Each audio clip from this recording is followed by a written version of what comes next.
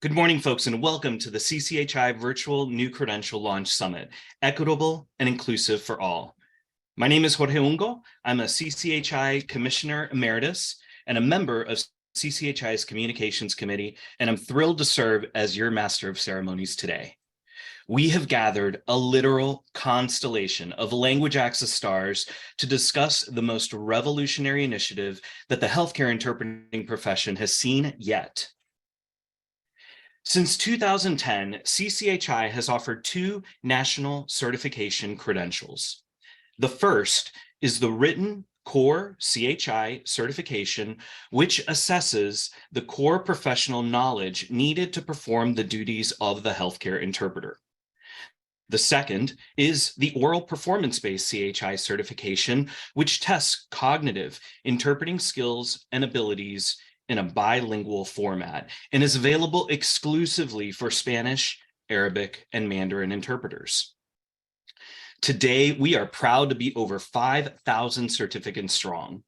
Among those are close to 3,500 CHI Spanish certified interpreters who have taken both the CoreCHI and the CHI exam, and nearly 200 Arabic and over 200 Mandarin interpreters that have demonstrated their knowledge, skills, and abilities to become CHI certified.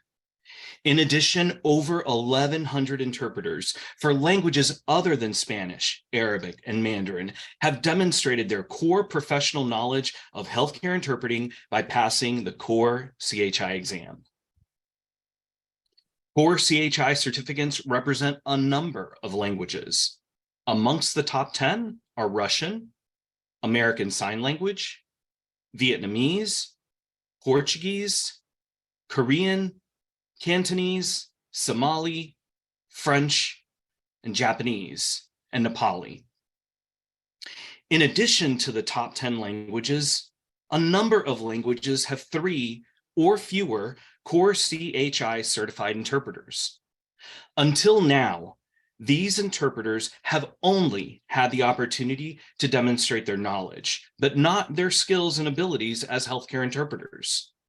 So in 2017, CCHI commissioners began to ponder whether cognitive interpreting skills could be tested in a monolingual format. To further explore this question, CCHI convened a national task force that resulted in a white paper and a formal study conducted in 2020. The E2E study was made possible by a grant from the Robert Wood Johnson Foundation, as well as generous contributions from around the interpreting profession. The study confirmed that the monolingual exam had a statistically significant correlation to the bilingual CHI exam. In 2022, CCHI conducted a job task analysis, which is a cornerstone of developing and maintaining an effective competency-based certification program.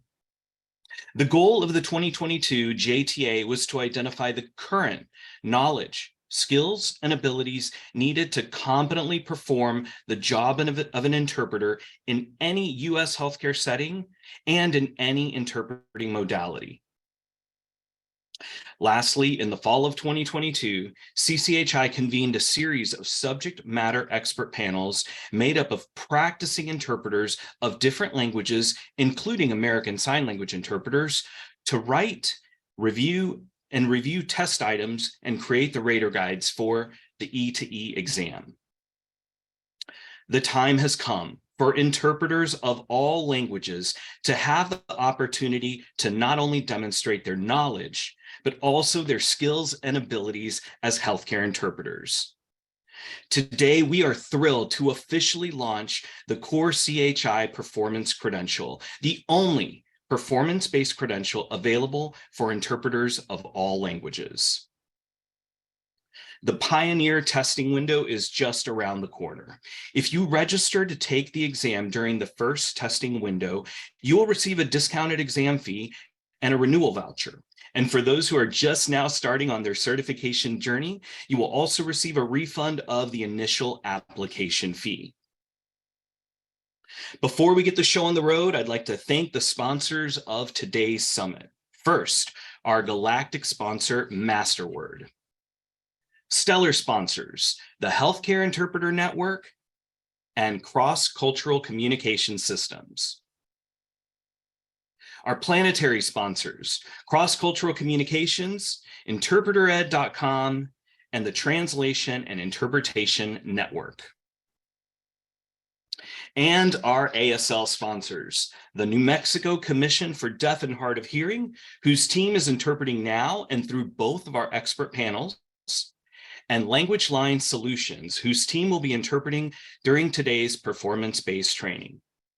Thank you to all of our sponsors for their generous support. Today's launch would not be possible without our illustrious Board of Commissioners, led by our executive committee made up of Mateo Rutherford, Vanessa Costa, Zoe Schutzman, and Valerie Huang. Our commissioners represent all stakeholder groups in our profession.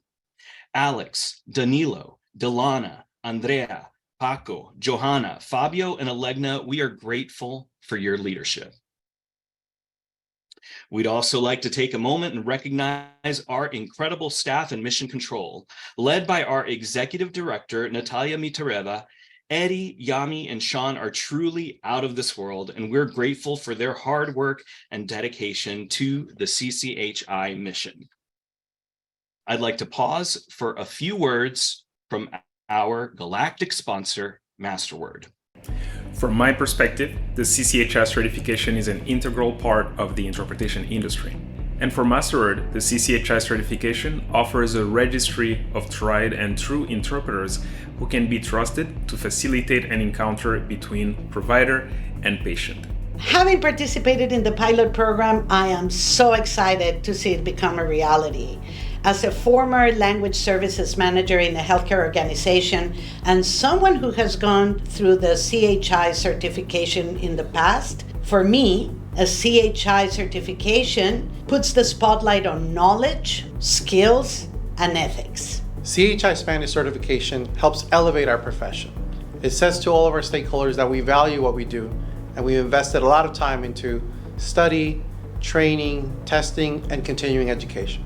From an LSB perspective, a CCHI certification represents the highest level of professionalism in a linguist, and we can expect great results. Hi, I'm Elena Langdon, Director of the Masterword Institute.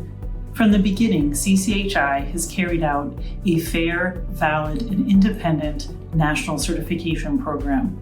I am glad that interpreters anywhere can now get a credential regardless of their language combination. Hi everyone, my name is Ian McCamey, Director of Interpreting Services for Masterword Interpreting. What does CCHI certification mean to me? Well, it means standardization across our industry. It means better quality interpretation for all. And in healthcare, it means better health outcomes. We want to thank everybody at CCHI and many people that were part of this collaborative process for bringing this new performance credential to our industry. This is a great accomplishment. This now allows for interpreters working with languages of limited diffusion, indigenous languages, representing speakers of marginalized communities to have the same path for becoming a true professional in our industry. This gives access to healthcare, where an interpreter for those languages of limited diffusion is now also able to become a true member of the care team. Interpreters save lives. Language access saves lives. This is an incredible step for our industry and an incredible step for all of us. Congratulations, CCHI. Congratulations. Congratulations! Congratulations! Congratulations. Congratulations on the launch of the new CoreCHI-Performance credential.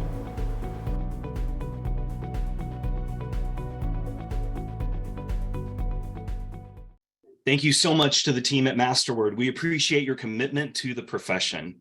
Now we'd like to start off with a couple of poll questions to learn a little bit more about who we have in the audience today.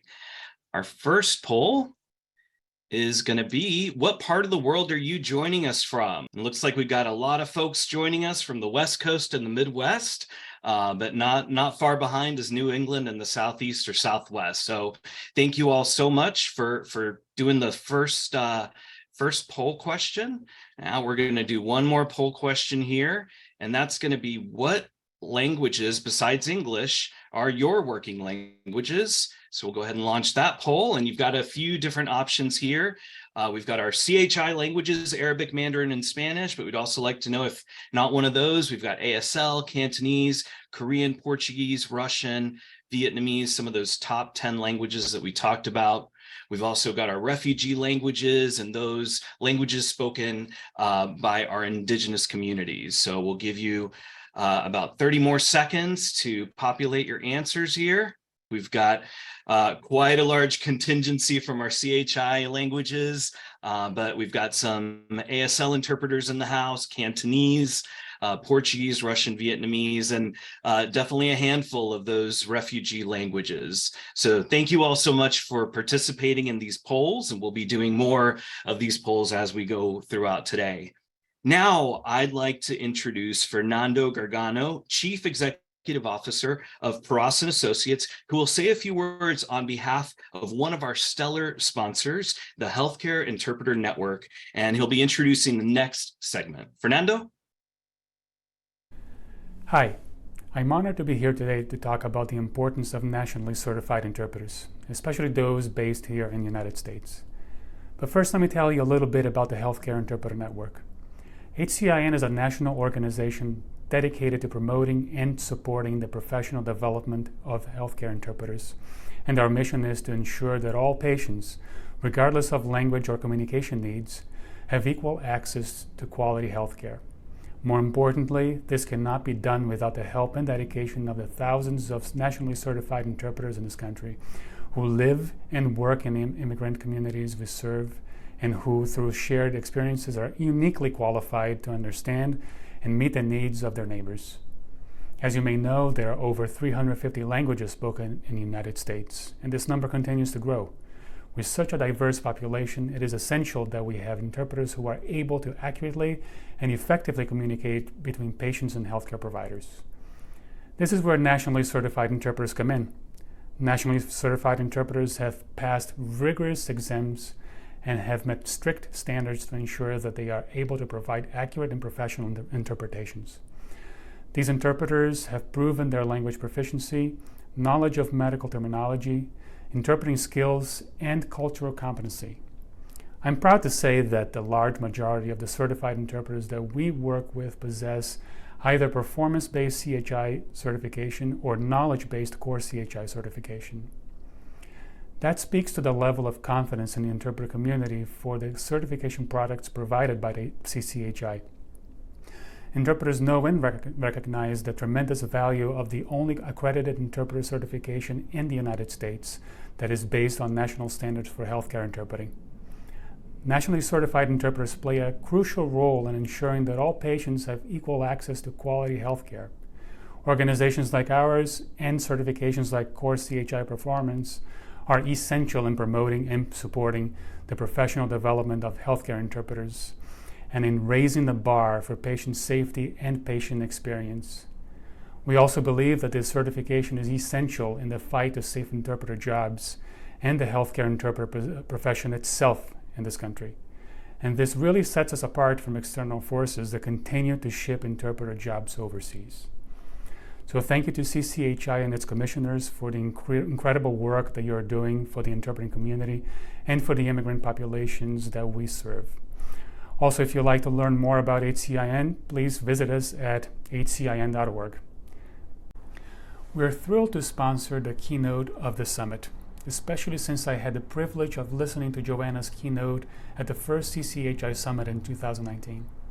Johanna Parker, CCHI Commissioner and Lead Interpreter for Education and Training at Stanford Healthcare, brings a wealth of expertise to the table.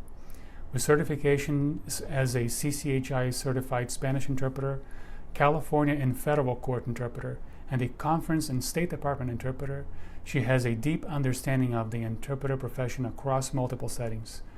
During her keynote, Johanna will share her insights on the future of our field amidst rapid change and the impact of the CoreCHI Performance exam on elevating our profession and better serving limited English proficient communities.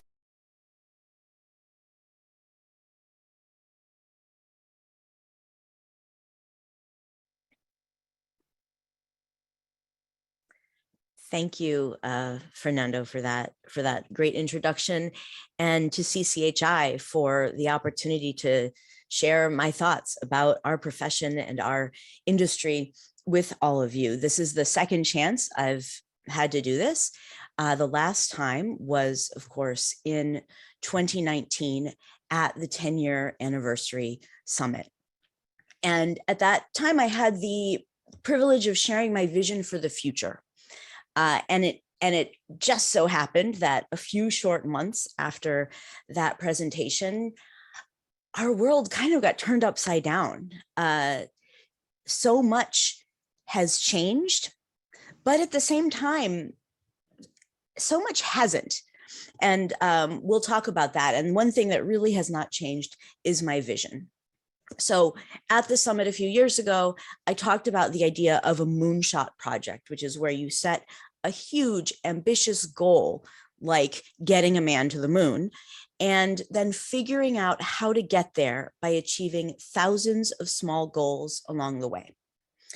And as I shared at that time, one moonshot is equal access to healthcare, period, for all.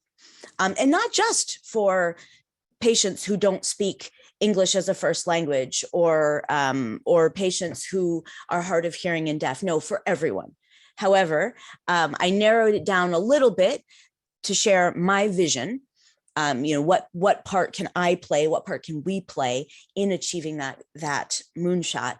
And so the vision that I shared was that any patient, anytime, in any healthcare setting, will have language access and true access provided by highly skilled, educated, credentialed, and well-paid interpreters. Our profession will be highly specialized with multiple career path opportunities, and healthcare interpreters will be understood and respected as medical professionals and professionals in the translation, interpretation, and localization industry. Okay, so what has changed in the last 3 years? Well, I know for a lot of us, it feels like absolutely everything changed, right? And it happened really fast, and it happened everywhere. And that's true, but at the same time, I don't think our world, in a sense, changed that much. And you'll hear me say this throughout this talk, that really more than drastic changes, what we're seeing is rapid acceleration of things that were already present. So let's take a look at that and just start with the global, literally, view and look at the changes in the world, right? So we are living in a moment that represents a major shift for humanity, without a doubt. We've got big transformations coming at us, for better or for worse. Of course, the biggest disruptor in the last few years has been the pandemic, which pushed our healthcare system to and beyond its limits.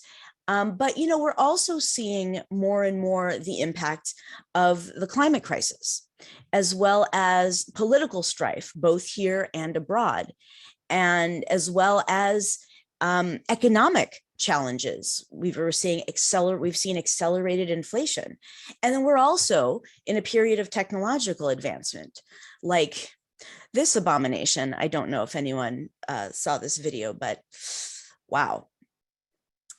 And when we look at our society, we also have to recognize that we're in a moment of collective grief.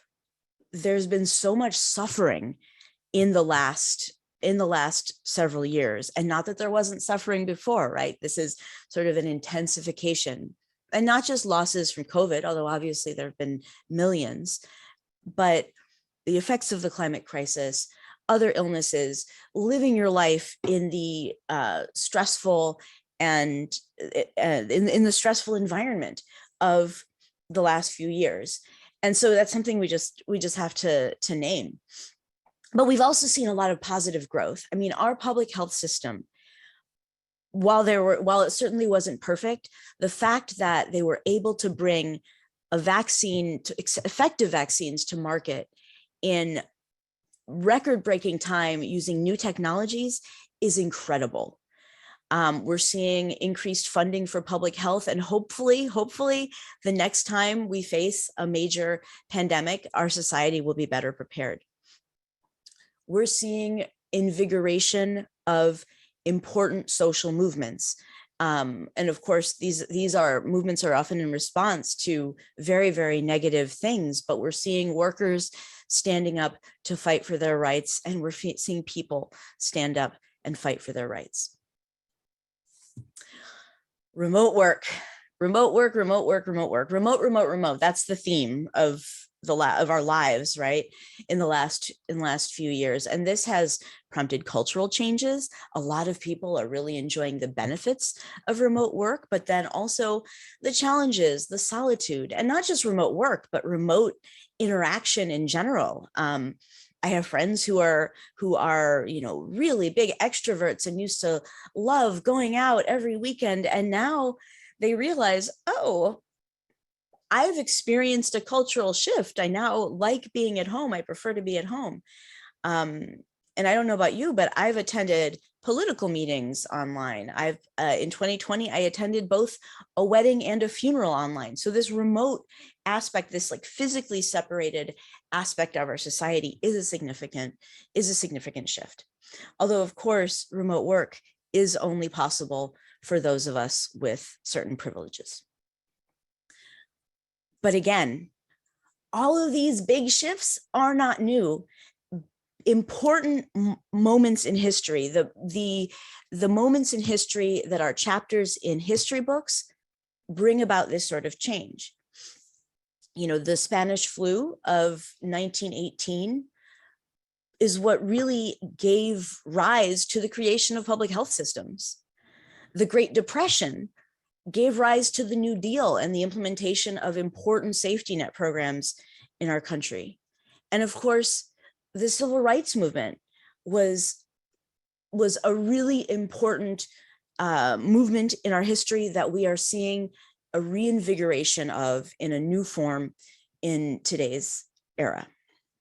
So that's really broad view. Now let's start to dial it in and look at us, right, as a profession. So starting with healthcare. Well, what has happened in healthcare? And I'm talking about the more permanent changes. I mean, there are definitely some changes as a result of the pandemic or during the pandemic, like the fact that we're seeing shortly after the pandemic, we started seeing more advanced cancer diagnoses because people were delaying care during the pandemic. I'm not even talking about those, and those are important. But we began to see, we really began to pay attention to poor health outcomes for different groups. Health disparities became important, right? Poor health outcomes, worse health outcomes for people in certain communities, right?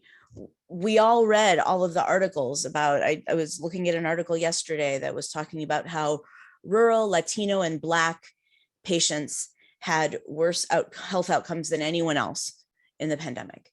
We've started to see attention being paid to decreased access, who is able to access the services they need, and the idea of economic insecurity playing an important role in healthcare. And none of these are new. Right? We knew about disparities. We knew that people that lower income folks have less access to healthcare, but we were really seeing that highlighted when we started to see, frontline workers who couldn't afford to take time off to go to the doctor. They couldn't afford to take 10 days or 2 weeks off to quarantine. And then when they did, they really suffered, and their families suffered because of it. So this was important and good. Another big change in healthcare, of course, was the rapid rise of telemedicine. So an organization called Fair Health tracks public and private insurance claims, and they have created a monthly telehealth regional tracker. and they saw that telehealth represented 0.1% of outpatient care in 2019 to up to 5% at the end of last year. Right? So that is a huge increase, right? And again, telemedicine is not new. I remember years and years ago when the health care plan that I'm enrolled in started offering teledoc, and we would get a flyer saying you can get medical advice by phone, video, or app. I never used it. And I think telehealth is a new experience for a lot of us, but telemedicine has been around. It just really took off. And then this focus on diversity, equity, and inclusion. We've seen increased rates of illness and deaths for different groups. We see different access to telemedicine, et cetera. And let's talk a little bit about that. There's been sort of a strengthening and a deepening and an increasing and really just more attention paid to diversity, equity, inclusion really across the board, but especially in healthcare. And this is fantastic. A couple of examples. There's new attention being paid to the fact that pulse oximeters were made and were tested only on white skin. The color of the skin determines how well the device reads. And in fact, it's found that people with darker skin can consistently get incorrect readings and their oxygen levels will show as higher than they are. Well, in the middle of a pandemic of a respiratory illness, that's a really big deal. And so this is the kind of systemic racism that is being addressed in healthcare. They're also addressing, or we, I should say, or healthcare in general is also starting to increase visibility around the biases in medical education. So for example, when medical students are taught to do skin exams and, when they have their dermatology unit, all of the books have pictures of different diseases on white skin. For people with darker skin, those things can look very different. And so the medical students are not being taught to properly diagnose these. So I've given here two examples that are about skin color, but there are lots of others. There are papers and articles coming out about systemic biases against people with obesity and how physicians aren't properly taught to work with that population, and also to address the other disparities that create the conditions that make it hard to overcome that illness. Telling somebody just eat lots of fresh fruits and vegetables seems like not a big deal to a middle class healthcare worker, but when that person is scraping by and lives in a food desert, making those sorts of choices can be challenging. And there are lots of examples as well with systemic biases against patients whose preferred language isn't English. For example, the fact that appointment times are dictated by insurance, right? The insurance companies. An appointment is 20 minutes or it's 40 minutes, et cetera. But of course, as we know, with spoken language interpretation, consecutive interpretation is used, and so communication takes longer. So providers are either put in a position where they are having half the conversation or sharing less information with their LEP patients in order to make the time limit, or maybe they're going over and then they're taking away time from the patient who follows. And that patient may not even be a patient who requires interpretation, but either way, they're getting affected by this systemic problem. We're seeing renewed focus on ableism within our systems, with discrimination against the LGBTQIA community within our systems. And of course, I can't ignore the fact that this work is not happening equally across the country, but we can take comfort in the fact that there are medical professions in all political climates who are taking on these fights. But again, DEI is not new. We're just seeing an intensified focus.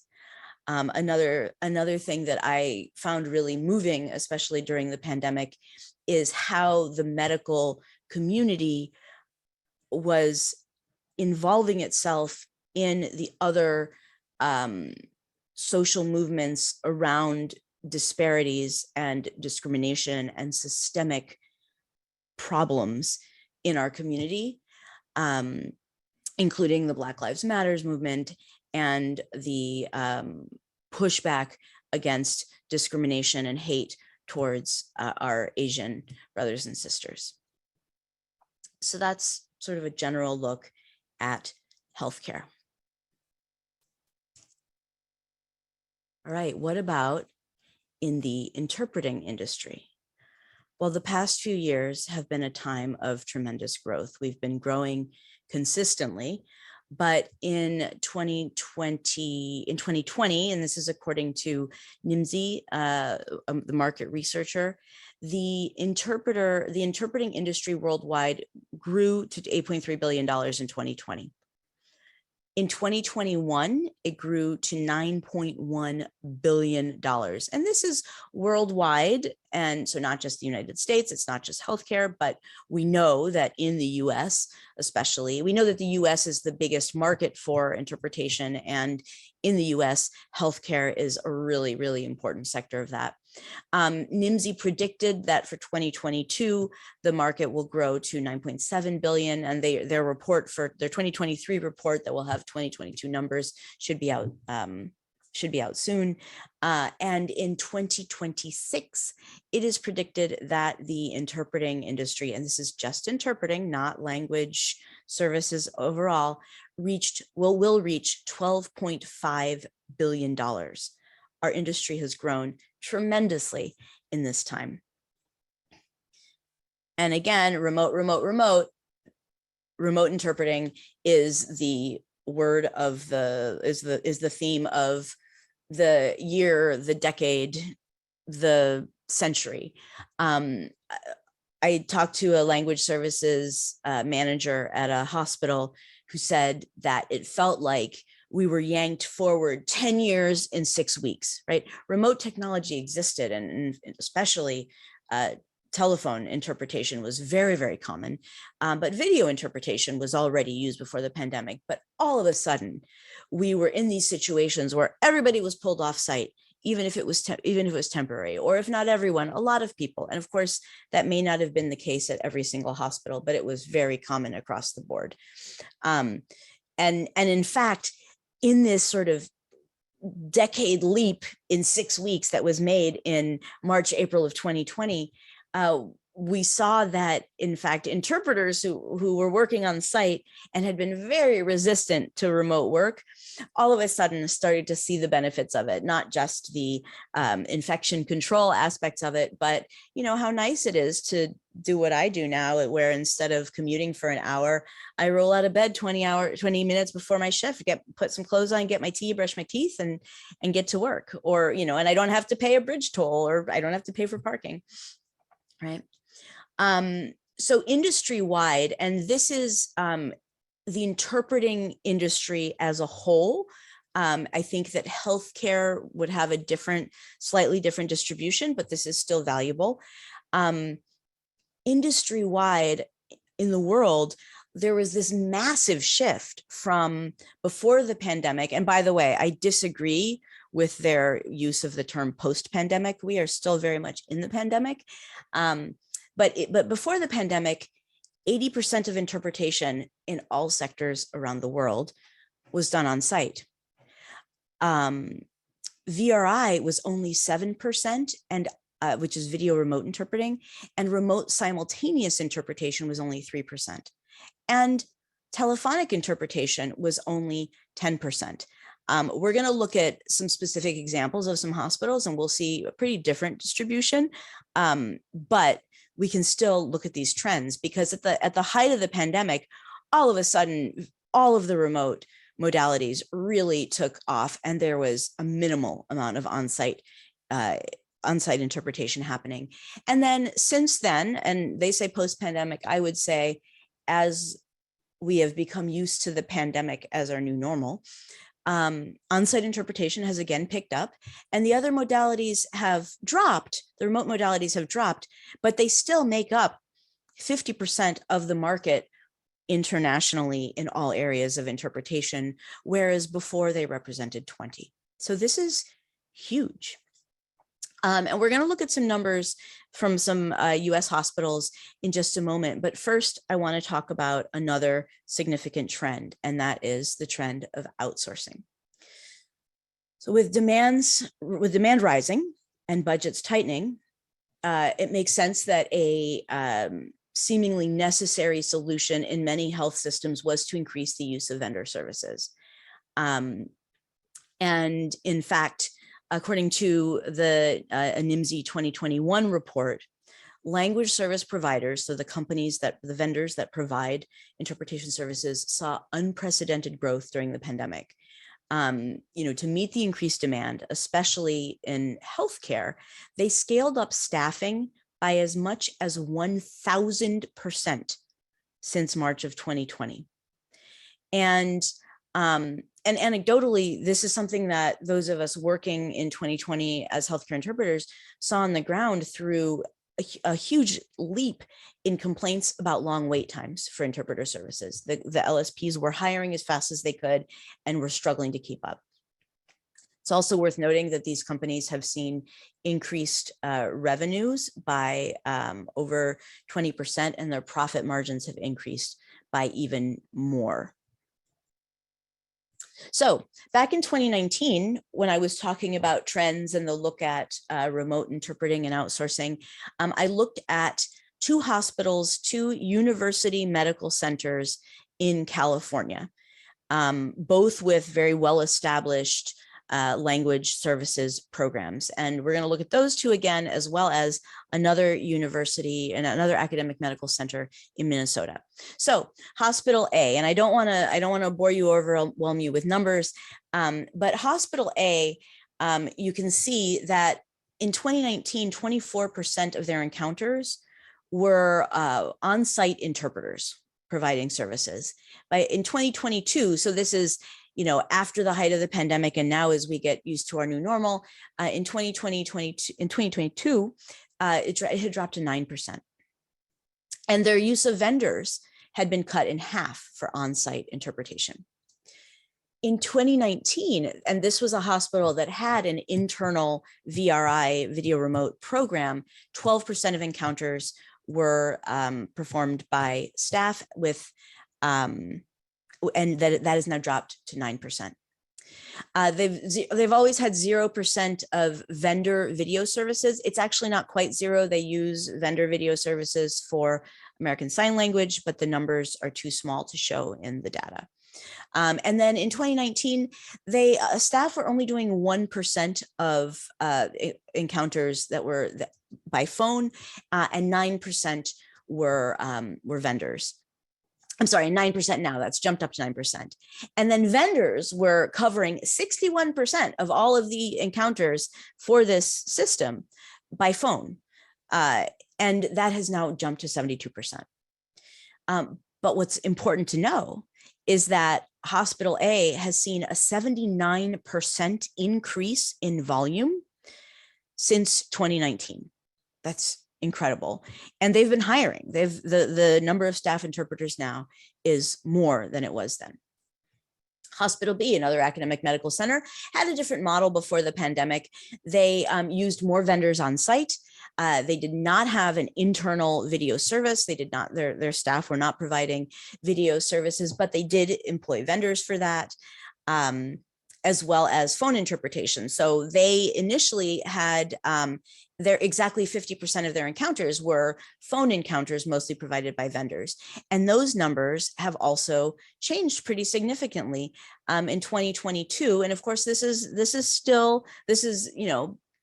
perhaps, and this perhaps could still trend up, but only 0.3%, less than 0.5% of encounters, total encounters, were provided with on-site interpretation by staff, and it only comes to 0.5% when we add on-site vendors.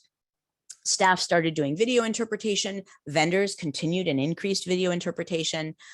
Their staff actually stopped taking phone, perhaps because they started doing video calls, and their use of vendor telephonic interpretation increased. Hospital C, which is mHealth Fairview in Minnesota, again, slightly different model. Has on-site in 2019, they were providing more than half of their services on-site, primarily by staff, but also with a significant amount by vendors. They had very little video, and they had the least amount of OPI use of all of the hospitals that we've been talking about. And then we see also a tremendous shift, a big decrease in on-site services, a moderate increase in video, and that an increase for both staff and vendors in phone. But also with this hospital, it's important to know that they've seen an overall increase in volume of 13% from 2019 to 2022. And in fact, they've opened a hub for remote interpretation, for remote interpreting, and they're hiring. So when we look at remote interpreting, the amount of remote, so video and phone, done by staff has increased for all of these hospitals by significant amounts. And the amount of remote interpreting by vendors has increased a lot in all of these hospitals. So the trend of remote and the trend of outsourcing. So that's what's happened in these hospitals. Now, of course, these hospitals are things went pretty well for these hospitals. They pivoted quickly, and the outcome was generally good. You also have situations like Yale that essentially, starting in October 2019, the Department of Patient Experiences and Operations implemented a series of changes to internal policy around interpretation services, and they reduced the types of patient-provider interactions that qualified for in-person interpretation services. And they started using remote interpretation services. And the policy switch and the implementation, the rapid implementation of it, sparked significant concern and confusion. And providers and administrators were talking about it, and some providers and employees questioned the sensitive types of patient-provider interactions where remote interpretation was being used. But then the pandemic started, and resources were essentially, resources and attention were diverted. And in the end, the team at Yale was cut from 34 interpreters down to 7. Another example from the East Coast, Metro West in Massachusetts, very abruptly made the decision to offer 0 on-site interpretation. In fact, the day it happened, they moved 3 devices to the emergency department to help facilitate remote interpretation. And notice the article, in the article about this, hospital administrators were quoted as saying, "We encourage these employees to apply for other roles. We are still actively seeking to add nurses and other clinical staff at our hospitals." So they cut the interpreters, and yet we're still hiring because how they were prioritizing their resources. So remote interpreting, especially by phone, outsourcing to vendors, not new, but we've definitely seen an acceleration and an intensification with the increased demand for services during the pandemic. And of course, one way for, remote interpreting itself facilitates an acceleration of globalization. So I'm a conference interpreter in addition to being a medical interpreter. And as a conference interpreter, that's been fantastic. It's exciting to be considered for jobs in other parts of the world, to log on at 4 o'clock in the morning in California to interpret for a conference among people in the United States and Africa and Europe, for example. It's incredible. But with the move to remote, and as the language service providers struggle to keep up with the demand and the push on them, the pressure on them to keep costs down, we're seeing they're turning to opening call centers in other countries, especially in Latin America. And this, not all of them, of course, please. I am not, language service providers are not the enemy, nor are their interpreters. But we're seeing call centers being opened, especially in Latin America, where the cost of living and therefore wages are lower. And we've even seen closures of call centers in the US, including call centers where certified interpreters worked. And of course, according to that NIMSY article, the gross profit margins for these companies have increased from in aggregate 30 to 40% to 30 to 50%. And this is likely due to an increase in remote services, which involves a lower overhead. So we're seeing that their profit margins are up, they're increasing staffing, and they're under pressure to keep prices down. So of course, offshore call centers for them are a good solution. But when we look at our profession, with call centers moving abroad, especially to Latin America, we're seeing a push to drive down wages for US-based contract interpreters with the LSPs, right? If the interpreter in Mexico is happy getting paid 10 cents a minute, then how are they gonna be okay with paying $1 a minute or more, right? We've got a lot of inflation happening to interpreters in the US. They're going to naturally prioritize they're going to need to prioritize the less expensive option.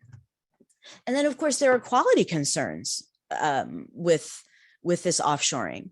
When wages drop or wages are lower or wages are stagnant for US-based interpreters, more skilled interpreters aren't going to stick around. Or maybe they'll do it temporarily while they're, I don't know, caring for an elderly family member, but as soon as they can, they're going to move on to something better in our industry or outside of it. US-based interpreters are more familiar with the population of service users, of patients in the United States. A Cuban interpreter based in Miami is probably very familiar with how the Mexican patients in Arizona, California, the west of the country communicate and can adapt their interpretation to that patient. But a Mexican contractor in Mexico will also probably do very well with those Mexican patients in the US. But what happens when they get on the phone with a Dominican patient in New York, right? Are they going to be able to adjust? Furthermore, the interpreters who are based in the US have more familiarity with our complex systems. And then finally, we saw with the 3 hospitals that we looked at the idea of insourcing remote services, which is really the best way to find that balance between the efficiency of remote interpreting with the personal interaction of an on-site interpreter. With insourcing, with having staff interpreters providing remote interpretation, they're just in general, in any modality, in person as well, they're at the top of their game. They know the institution, they know the area. I mean, I very quickly learned that in the area where I work, La Bascom is actually appropriately interpreted as Santa Clara Valley Medical Center. I can't expect a remote interpreter from an OSP to know that.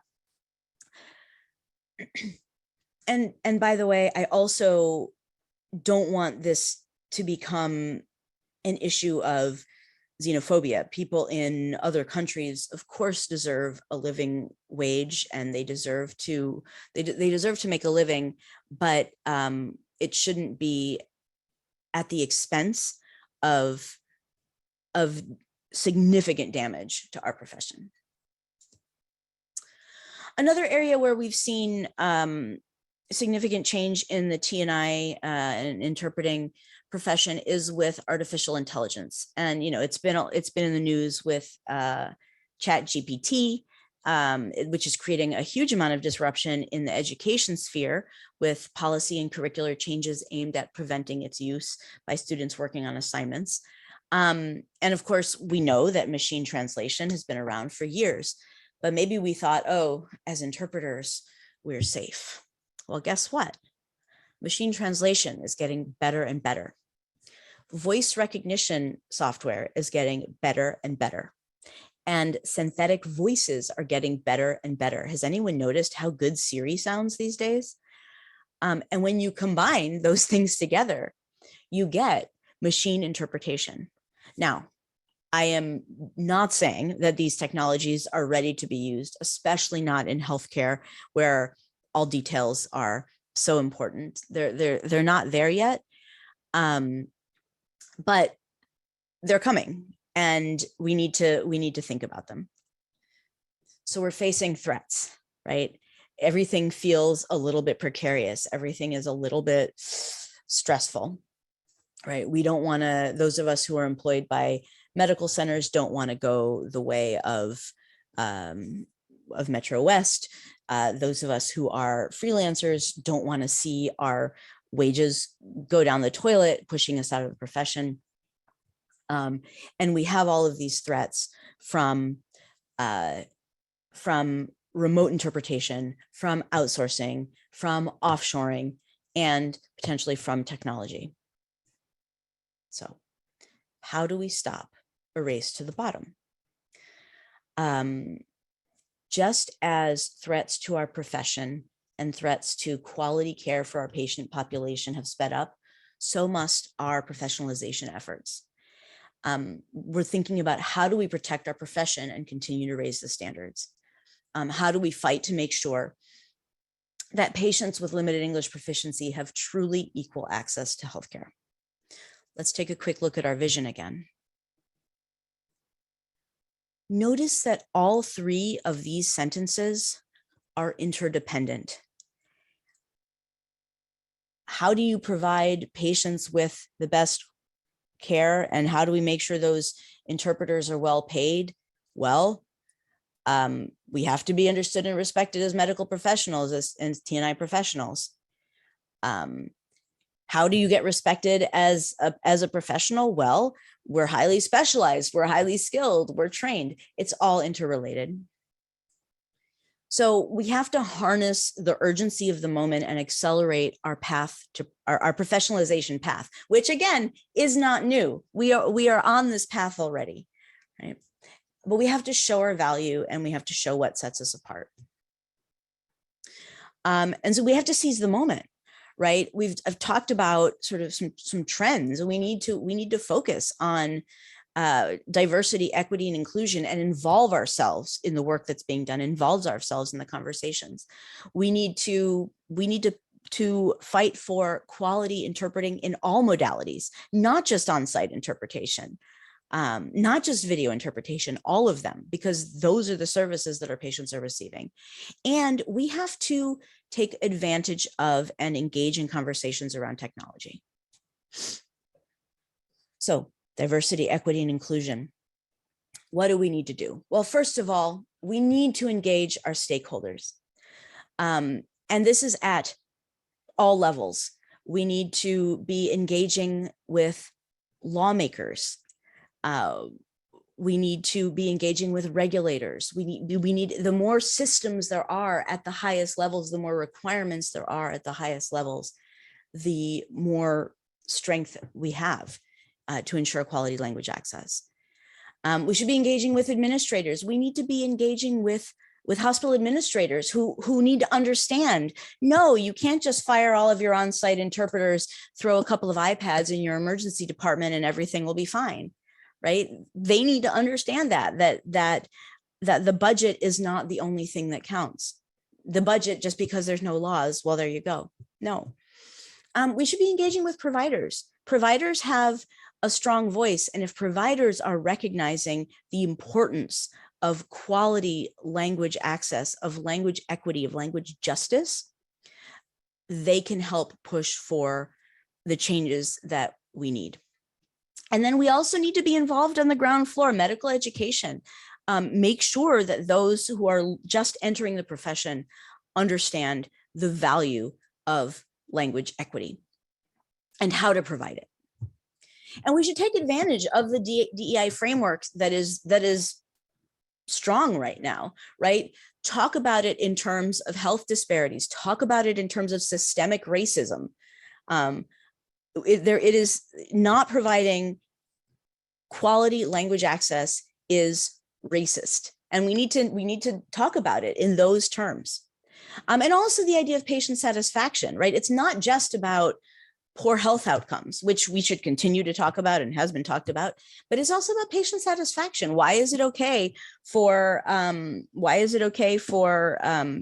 patients who require interpreters to only get, 2 interactions in their preferred language out of the 15 that they have in a day when they're in the hospital, right? And we need to participate in research, right? I would love to see, for example, I'd like to see research into patients self-censoring when working with vendor telephonic interpreters, because I've seen that happen. I mean, I've seen, this is anecdotal, of course, but I've seen patients who, when an on-site interpreter comes into the room, open up and start to share a lot more about what's going on. And they just hadn't done it when they were working with telephonic interpreters, because the sound was bad and they didn't think that they would be understood. So who wants to do that research project in their institution? I wish I had time. We also need to focus on quality interpreting in all modalities. We need to continue to fight to protect on-site interpretation. So we know that some conditions require it. We know that on-site interpretation offers added value, including being sort of more easily able to navigate cultural matters, being able to offer simultaneous interpretation at the drop of a hat. Some conditions require it. And we also need to work on empowering our patients to speak up when the remote interpretation options that they are given are insufficient. But at the same time, we can't just focus on protecting remote on-site interpretation. On-site interpretation has not been the majority of interpretation in healthcare for a long time. And our patients are being serviced by all of these modalities. So I think that we should be advocates for insourcing. We should recognize that remote interpreting is here to stay. It plays an important role for a lot of encounters. It is perfectly sufficient and it is efficient. And there's a benefit to having expert interpreters who are familiar with the facilities doing the remote interpreting themselves. And if we're doing that, we can have a say in the remote technologies that are employed in the hospitals to help prevent acoustic trauma, not only for ourselves, but for the vendor interpreters who are listening through those same microphones. And that's what will really allow all of us to do our work well and provide the best care to the patients. We also have to recognize that outsourcing is here to stay. We can't think of it as us versus them. And if the LSPs continue on a race to the bottom, we could all end up like Yale or Metro West, right? Where services are decimated. And if what we care about is language justice, if the reason that we're doing this is because we want patients to have language equity, we need them to get that quality access across the board. Now, I'm not suggesting that we advocate for offshoring at this point. I still will argue that interpreters working domestically are always a better bet. And technology.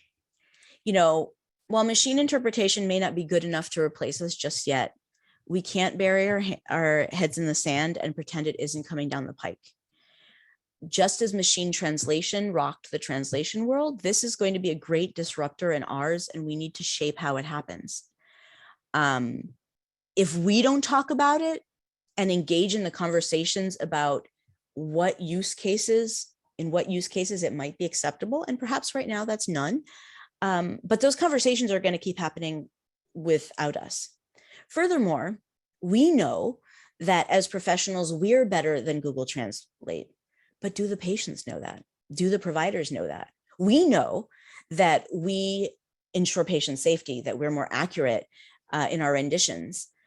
We know that we are not just machines translating words, but that we play a nuanced role in the encounters to foster patient-provider communication.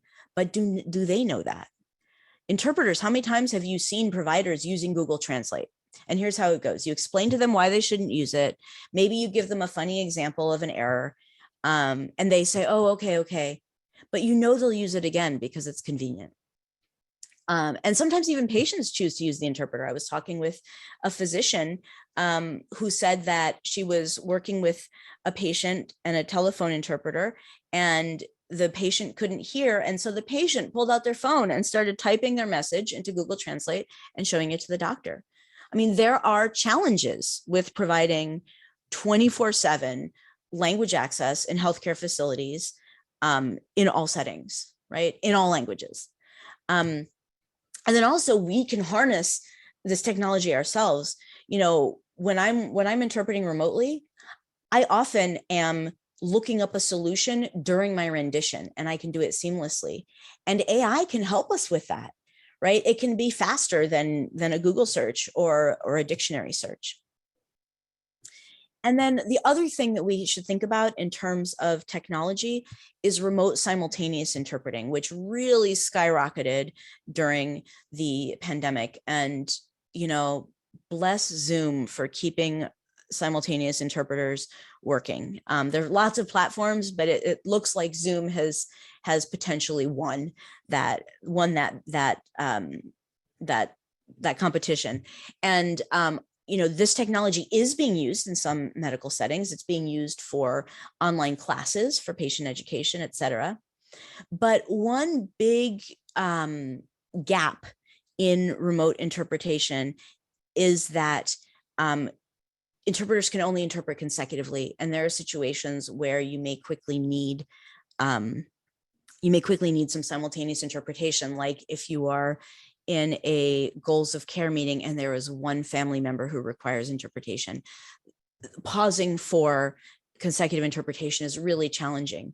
What if there were a way to provide remote simultaneous interpretation in those settings? And that would actually help. I mean, of course, the ideal is an on-site interpreter, but if there is remote simultaneous interpreting taking place, that means that interpreter is a well-trained interpreter. Because not just anyone can provide simultaneous and especially remote simultaneous interpretation.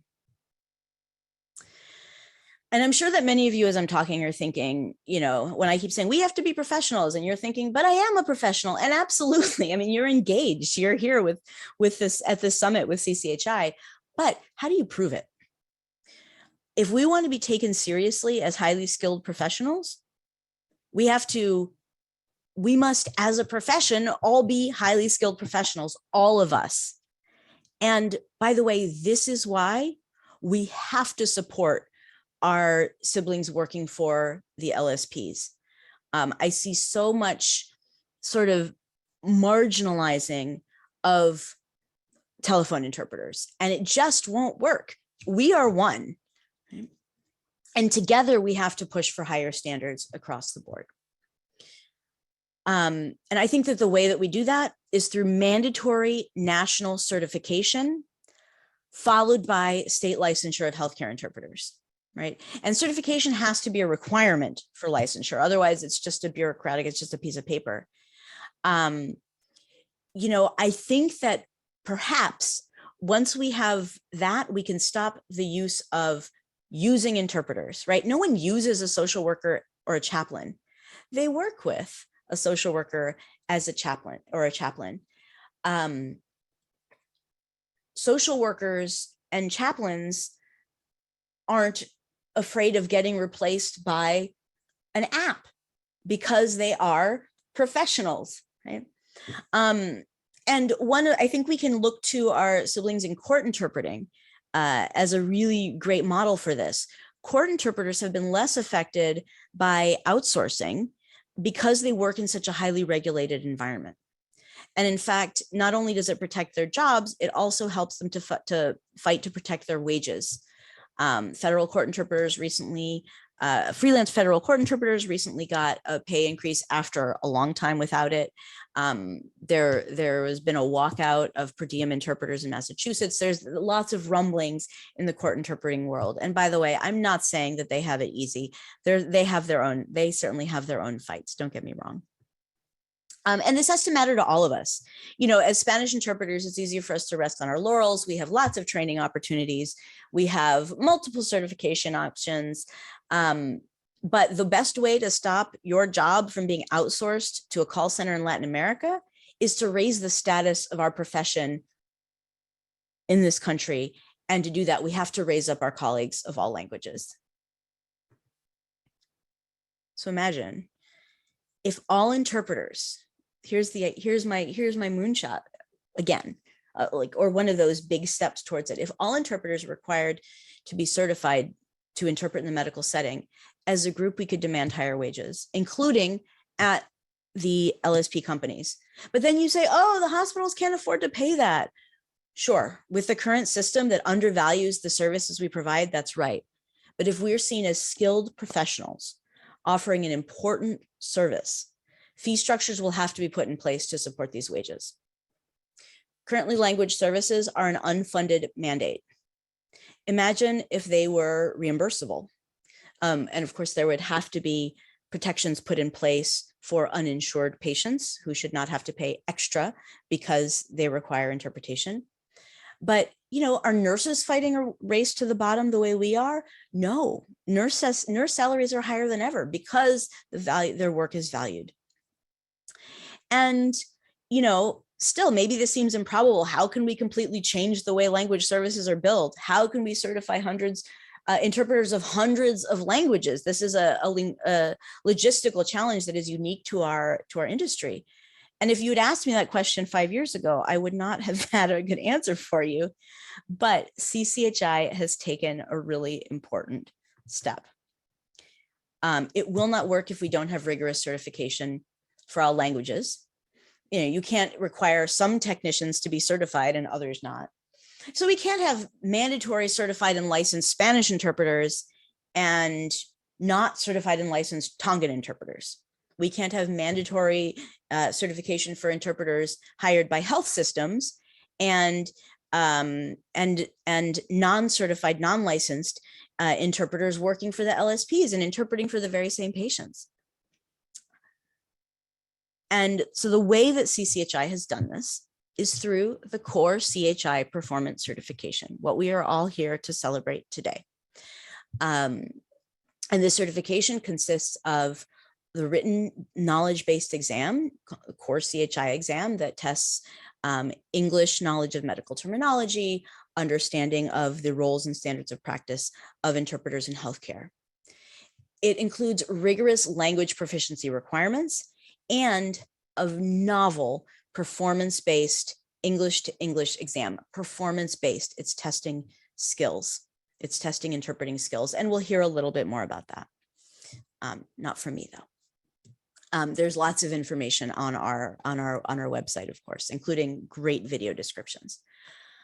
So because we've developed a test that tests actual interpreting skills in a monolingual English-only format, we've seen actually that that these skills are teachable. And in fact, these are skills that I was taught as part of my training as a conference interpreter in a master's program. Conference interpreting students aren't just taught vocabulary, ethics, think about a 40-hour course where there's vocabulary, there's ethics, and then you practice, and sometimes you get feedback and sometimes you don't. And that's all that you can fit in a 40-hour course. But in these longer programs, interpreters are actually taught to analyze their practice based on these cognitive skills, and they can target their improvement strategies. Furthermore, this has important repercussions across our profession, outside of healthcare.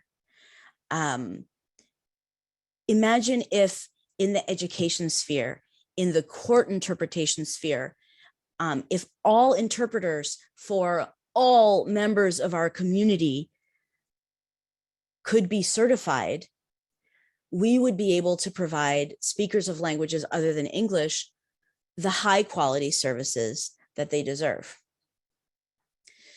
So what we're here to celebrate, and to poorly paraphrase a well-known and somewhat cheesy at this point expression, this isn't really a small step for CCHI. This is a big step for CCHI that took a huge amount of work, but it's an even bigger step, dare I say, a giant leap for the translation, interpretation, and localization industry, and for language justice overall.